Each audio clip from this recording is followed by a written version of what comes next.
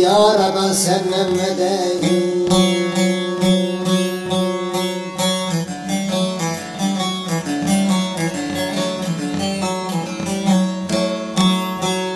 Dünya varı elde kalmaz, çoklamaçı çok beni, yediğim bir lokma ekmek, deme her gün tok beni.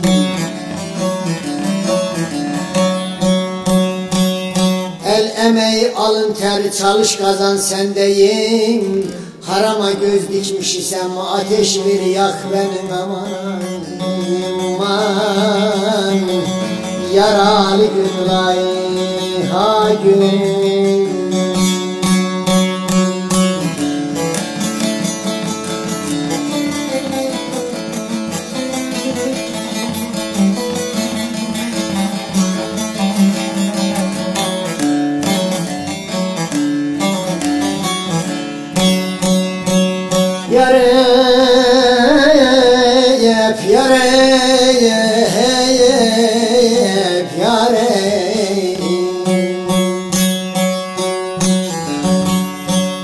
Azrail başında döner, bir günde cana kıyar. Ölmeden biçilir kefen, cesetim koca yer.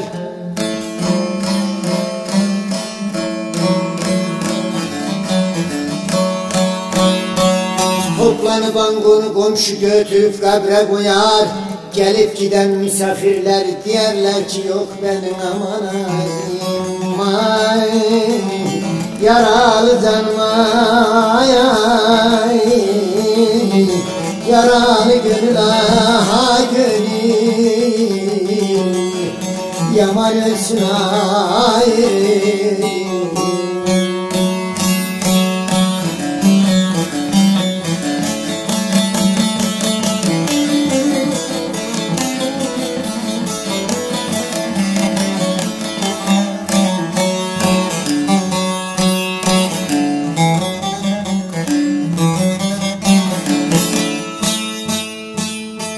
Bin yıllık yolu Mehmet aşıp da yorulanda, bin bir ayak bir arada arasat sarılanda.